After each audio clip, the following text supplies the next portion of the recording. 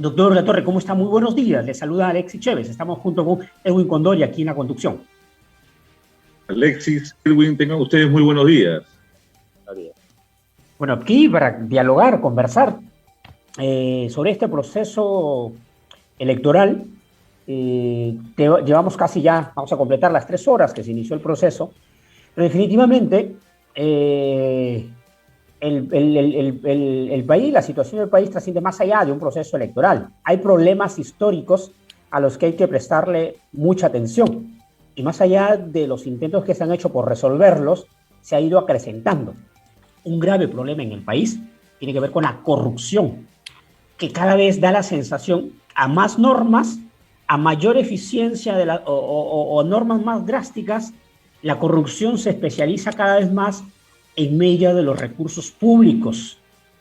Y en buena cuenta, cuando decimos de los recursos públicos, estamos hablando de afectación directa a los derechos fundamentales de las personas que menos tienen, porque si se deja de construir un hospital, si se deja de construir una escuela, si se roba el presupuesto de una pista, se afecta al campesino que no puede sacar sus productos, se afecta a las familias que menos tienen y que acuden a un hospital público, se afecta a los niños que menos tienen y que no pueden tener buena calidad educativa, como hemos visto en la pandemia, que nos desnudó al país completo, niños que tenían que treparse en los cerros porque no tenían conexión de internet.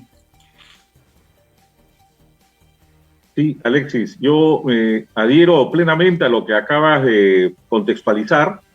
La corrupción se ha hablado mucho desde el ámbito político, social, psicológico, sociológico, desde el ámbito educativo, y pese a todos los esfuerzos que hay, poco se ha podido avanzar. Se ha visibilizado más bien, en base a políticas, se ha visibilizado mucho más aún este flagelo que es la corrupción. La corrupción ha tenido niveles de escalada, de agudeza, una corrupción histórica prácticamente inherente a la historia republicana del Perú, y por desgracia estos síntomas cada vez han sido más notorios y visibles. Por lo tanto, ¿dónde estaría la fórmula y esa llave estratégica que permita controlar este flagelo a la corrupción?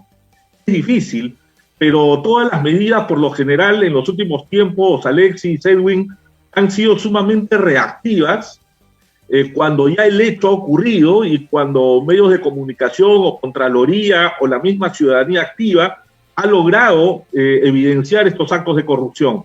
Pero la fase que ha estado muy debilitada, pese a esfuerzos, ha sido la fase preventiva. Esa fase preventiva es cuidar la moral nacional, es cuidar las políticas públicas, y que solamente se puede lograr en base a la educación nacional, porque de la educación nacional parten los futuros funcionarios públicos. Una educación nacional totalmente deteriorada.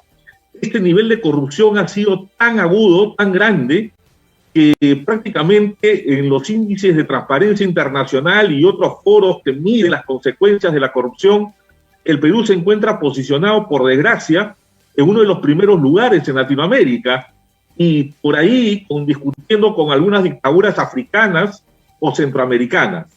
Esta corrupción la llaman en el Perú algunos especialistas, ya no un gobierno de corruptos, sino lo llama una cleptocracia.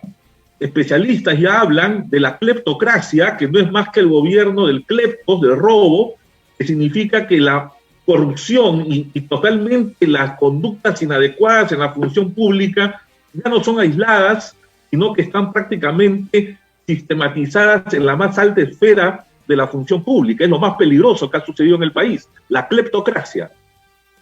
Señor Latorre, vemos que desde que salió este libro, Historia de la Corrupción en el Perú, de Alfonso Quirós, entendimos que era sistemático, ¿no? Es decir, que no solamente se hablaba de un presidente, lamentablemente tenemos todos los presidentes desde Fujimori hasta aquí investigados por corrupción, sino también en instancias subnacionales, alcaldes, está diversificado. Pero lo que yo entiendo como política es que esto toma un tiempo para ir madurando y para que se vaya haciendo, digamos, más evidente, se vaya afianzando. Sin embargo, de lo que usted ha señalado, me gustaría que opine sobre el punto en el que no hemos visto en el Perú una sanción, una sanción ejemplar sobre actos de corrupción. Porque demoran mucho estos procesos. Me parece que la gente un poco se desanima también con ello, en el sentido de que hay un halo de impunidad. Es decir, tuvimos a un expresidente que lamentablemente se suicidó y no hubo la oportunidad de sancionar y digamos que estos procedimientos, incluso hay una candidatura que en vez de esclarecer justamente su situación de esta acusación, lo que ha estado haciendo es dilatando el proceso para que pueda ser, digamos, ya pase un juicio oral, ¿no? Estamos hablando de Keiko Fujimori. Y en el caso del señor Castillo, las referencias son hacia el presidente del Partido Perú Libre, Vladimir Cerrón. Ya hay una condena, pero me entiendo que todavía estos procesos son dilatados. Entonces, quizás un punto, quisiera su reflexión o su apuntamiento en el sentido de que no será que nos falta terminar de dar el giro como para tener una sanción ejemplar, y eso también sirva de ejemplificador, sumado a lo que usted señala, que es la educación. Sí, Edwin, nuevamente, de acuerdo, ¿no? Hemos visto mucho humo, mucho tema quizás mediático, con toda razón, la noticia tiene que ser transmitida, pero mucho humo, pero poca efectividad. Después del presidente Fujimori, poco se ha podido hacer con las condenas a los expresidentes involucrados en actos de corrupción. Es el único presidente sentenciado de manera definitiva. El resto se encuentran con arrestos domiciliarios, se encuentran con procesos abiertos en materia de extradición del expresidente Toledo, candidatos, como bien lo has diseñado, con procesos abiertos de corrupción, y el Partido de Perú Libre, pues, con un dueño del partido sentenciado por corrupción. Pero no se ha ido más allá. ¿Por qué no se ha ido más allá? Por los poderes fácticos, Edwin. Existen poderes fácticos. En esto existe mucho juego y dinámica de los poderes económicos y de los poderes políticos. Existe muchísimo de esto. Por desgracia, vuelvo a repetir el nombre, cleptocracia. Cuando la cleptocracia es la que maneja los hilos de la dinámica de un Estado, podemos establecer de que también existe cleptocracia en el Poder Judicial, en el Poder Legislativo, no solamente del Ejecutivo. Entonces, esta cleptocracia, este cáncer que ha prácticamente generado una metástasis en toda la estructura del Estado, un deterioro formidable en toda la estructura del Estado, va a impedir, en base a una dinámica, un juego de factores y de intereses, que estos procesos lleguen a sus resultados finales. Por ejemplo, el proceso contra la señora Fujimori, el proceso de investigación, a muchos no les conviene que pase a juicio y que avance, porque acaba, pues, ese suspenso, ese péndulo donde colocan a la candidata. ¿Te das cuenta? Y más bien cuando está en campaña, inician procesos mediatizados donde se pide acusación, etcétera, y se mueve el proceso que estaba estancado. Igual, en el caso de los candidatos que ya están en el Congreso de la República, los procesos por terrorismo estaban abandonados. Había una nulidad contra Bermejo que indicaba un nuevo juicio y nunca comenzaba. Sin embargo, ahora en plena campaña inician la utilización de los sistemas de justicia para fines políticos. Entonces, es así, son juegos tácticos, poderes económicos, intereses políticos que impiden el normal desenvolvimiento de la administración de justicia en el Perú. Por lo tanto, tenemos un aparato, digamos, de justicia subordinado y que juega con los intereses. Es decir, que se va poniendo el photoshop de acuerdo al color del partido de gobierno o que le conviene, y eso es peligrosísimo, pues, para cualquier democracia. Es muy peligroso, Alexis, porque prácticamente la estabilidad jurídica del país no se mueve solamente en los contratos, en las inversiones públicas, sino también en una recta administración de justicia. Liberar y declarar soberano a un poder judicial de los intereses y poderes políticos es sumamente complejo. Pocos sistemas de justicia lo han logrado, y esto por lo general se ha dado en países altamente desarrollados, con otro tipo de juego democrático y estructura política. Pero como están las cosas en nuestro país, en nuestra estructura constitucional, Es complejo tener un poder judicial soberano, libre y que pueda ejercer voluntades sin presiones políticas. Es complejo y peligroso, pero lo que hay que lograr es que la ciudadanía entienda que no toda la lucha contra la corrupción podemos trasladarla al derecho penal o a las sentencias o a los castigos penales. El derecho penal y el Poder Judicial no va a resolver el problema de la corrupción, como no va a resolver el feminicidio, como no va a resolver situaciones de inseguridad ciudadana. Esto viene siendo utilizado estratégicamente dentro de una estructura, una ingeniería política media perversa, que utiliza los sistemas de justicia policíacos ante las carencias y las faltas de políticas públicas de los gobiernos de turno, que no logran solucionar todos estos flagelos y distraen a la opinión pública y recurren a la represión de los aparatos judiciales. Pero esta no es la solución, vuelvo a repetir, la fase preventiva es la que ha fracasado, es la que ha colapsado y obliga a generar una solución, entre comillas, ante la demanda y exigencia popular. Ante la demanda y exigencia popular, ¿qué es lo que hacen los políticos? Trasladan toda la responsabilidad a la Fiscalía y al Poder Judicial, definitivamente, es lo que estamos viendo, ¿no? Sucede un fenómeno que los abogados lo conocemos como la inflación del derecho penal, o la expansión del derecho penal, o la judicialización represiva de una sociedad, o un estado policíaco. Prácticamente lo que estamos viviendo. Ante la ausencia y carencia de las decisiones y la voluntad política de enfrentar estos flagelos, como lo decían ustedes, me parece que Alexis al inicio de esta entrevista, tenemos problemas históricos. Y los peruanos, o la clase política peruana, que le debe muchas respuestas al país, no ha sido capaz de solucionar problemas, no de hace 10, 15 años, sino como ustedes lo saben, desde hace 100 años, 150 años, desde el problema del agua y el problema de la luz, de la energía. Si eso no se desarrolla es precisamente por problemas de corrupción. La infraestructura nacional no se está desarrollando por problemas de corrupción en las obras públicas, en las contrataciones, en las licitaciones. Entonces, es una cleptocracia.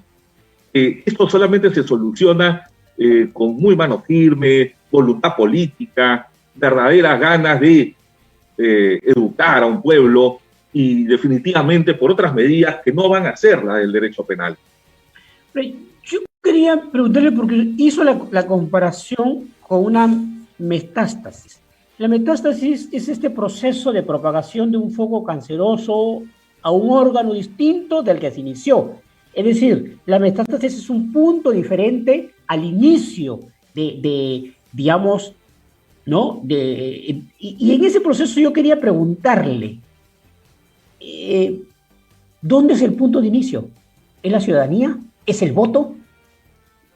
Y entonces, ¿qué papel le toca jugar a la ciudadanía? Y si podemos ir un poco más allá, el derecho y la filosofía tienen puntos de encuentro, ¿no es cierto? Entonces, ¿dónde queda nuestro lado moral, la ética? Interesante. Muy buena la pregunta. Por lo general esto siempre lo tocamos en conferencias filosóficas, ideológicas, muy interesante en los foros de abogados. Vamos a hacerlo en 3 minutos, 2 minutos. Por ejemplo, ¿dónde comienza la corrupción? ¿Dónde comienza? Definitivamente comienza en la clase política, en aquellos sujetos que de manera subrepticia, con intereses subordinados, ante el deterioro de los partidos políticos, comienzan a trabajar otro tipo de intenciones, escenarios mentales y psicológicos anéticos, amorales, y que ven la política como un negocio. Es en la política desde donde se expande y genera esta descomposición del Estado Nacional, porque la corrupción, la palabra corrupción viene de un término forense, que es descomposición, putrefacción. Eso es corrupción. Putrefacción, descomposición del estado de un cuerpo en estado natural a una podredumbre. Eso es corrupción. Entonces, partimos de que la corrupción no la generó el pueblo, el pueblo peruano no tiene la culpa de esto, nosotros no somos los que hemos generado esto. Muchos dirán con el voto hemos cometido hierros, errores, hemos colocado corruptos en el poder, pero es que no es la culpa de la población. La clase política está tan descompuesta que ha sido muy hábil, muy sofista, ha sido muy calculadora, muy maquiavélica para lograr captar la atención de un pueblo, como lo estamos viendo ahora mismo. El Perú no merece estos candidatos, pero es lo que hay, y lo que está sucediendo es que la clase política es el punto de partida de la corrupción. Y que se ha expandido tanto, Alexis, Edwin, de que esto llega a destruir la moral y la reserva ética nacional. Esto es lo más grave que ha sucedido. Y no solamente corrupción en la clase política, hay corrupción en el magisterio, en los sindicatos obreros, corrupción en los buenos vecinos. O sea, esto ha deteriorado la moral nacional. Quien se encargue de este problema mañana más tarde tiene que recuperar la virtud del hombre nacional. Ese es el problema, porque ya no lo solucionamos con poder judicial, con policía, con más comisarías, con más detenciones. Ya no lo vamos a solucionar así. Lo vamos a solucionar con programas nacionales que vayan a recuperar la virtud del hombre peruano y la moral colectiva del Estado nacional. Caso contrario, va a ser muy difícil. Pensemos en nuestras nuevas generaciones. ¿Quiénes van a ser los próximos funcionarios del Estado? Es muy peligroso lo que está sucediendo, y vuelvo a repetir, con la recuperación de la educación nacional es la única forma de ir siendo muy agresivos contra este flagelo que es la corrupción. Sus expresiones puede poner... Sí, Edwin, quería... Sí. Justamente a raíz de lo señalado respecto a las nuevas generaciones, hace poco hubo un hecho político que fue en respuesta a una situación que a todas luces nosotros entendíamos que era incorrecta, utilizando el término apropiado, corrupta, por parte de el señor Merino, cuando asume la presidencia. Duró 6-7 días, y esta respuesta espontánea de muchas personas, muchas personas, y un grupo muy efervescente, ¿no?, a la que se le denominó la Juventud del Bicentenario, ¿no? Esta respuesta ciudadana todavía pareciera que hay una esperanza. Yo lo quiero tomar así, como que falta dar el siguiente paso, que es el de la acción pública, política, y quizás podamos tener ahí un brote de esto que yo le denomino, ¿no?, una furia ética, en la que podamos nosotros también sostener alguna posibilidad de una disputa ante esta cleptocracia. ¿Alguna reflexión respecto a eso? Sí, por supuesto, Edwin, definitivamente vimos sobre todo una masa de juventudes nacionales enardecidas, decepcionadas, desesperadas.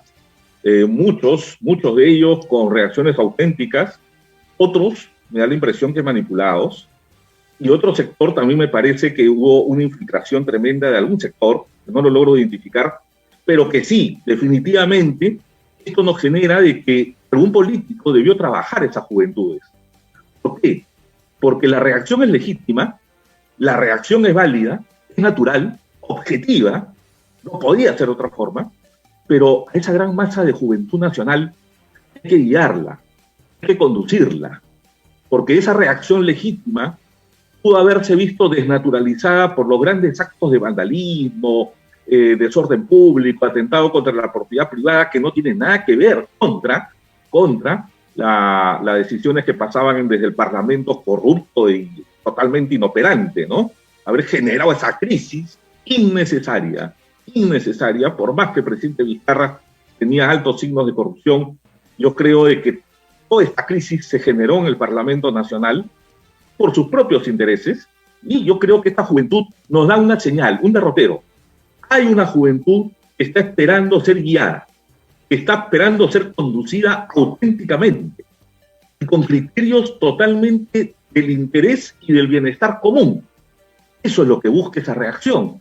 Yo creo que existe la carne, existe la sustancia en el país para pasar más adelante, dar un paso más adelante y utilizar, en el buen sentido de la palabra, a esta juventud nacional que yo creo que demostró fuerza, energía, pero hay que analizar esa energía. Y vuelvo a lo mismo: educación a la juventud nacional, educación a la niñez peruana.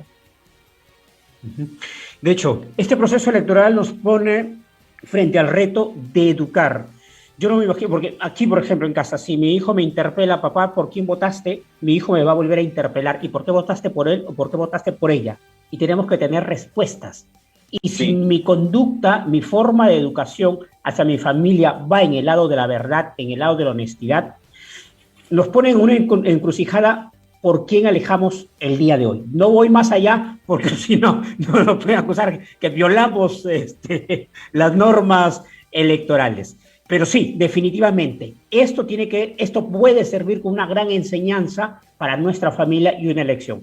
¿Qué podríamos dialogar en el almuerzo hoy, después de emitir el voto o antes de emitir el voto, si es que nos interpelan por qué votas por este candidato, por qué, por esto, aquello? Si tú me dijiste esto, si cuando yo cogí la flor del jardín me dijiste que no se coge algo que no es mío, entonces hay situaciones que son muy fuertes, muy intensas al interior de la familia. Doctor Iván Torres Latorre, agradecerle por este tiempo que nos ha permitido dialogar, reflexionar en esta segunda vuelta electoral.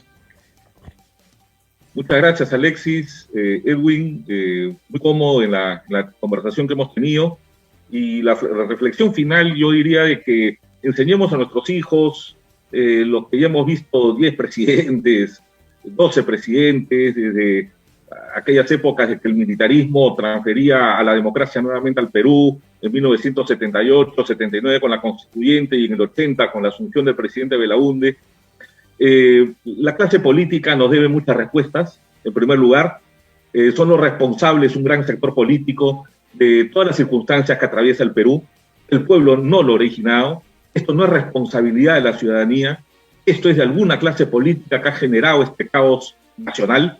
Y lo que hay que inculcar a nuestros hijos, futuras generaciones de nuestra patria, es que actúen, que sean hombres probos, hombres con virtud nacional, que piensen en el interés común, que piensen en el destino común de la nación, que no se dejen engatusar, engañar por la efervescencia de los políticos que en este momento están tomando desayuno muy temprano, que ya votó el presidente de la República, que las mesas están ausentes, que no hay personeros. Ya son clichés, ya sabemos cómo son todos los domingos electorales desde muchos años atrás, y yo creo que eso tiene que cambiar en algún momento. Nuestra política tiene que dar un paso trascendental, más allá del desayuno, del día de las elecciones. Yo creo que eso ya tiene que cambiar, ya pasó a la historia. Tenemos que ser un país más moderno, más nacionalista, más auténtico, y que un domingo como hoy, más bien las conductas sean efervescentes, altamente patrióticas, porque fíjate, es la elección presidencial del Bicentenario, y fíjate cómo lo estamos viviendo. Yo creo que finalmente en esta oportunidad el Perú tiene una brillante oportunidad para dar un cambio sustancial. Esperemos que sea para el bien del país, Alexis, Edwin, y espero que los resultados sean lo mejor para la patria. Gracias. Gracias. Bien, no, muchas gracias a usted. Muchas gracias, doctor Iván Torres Latorre.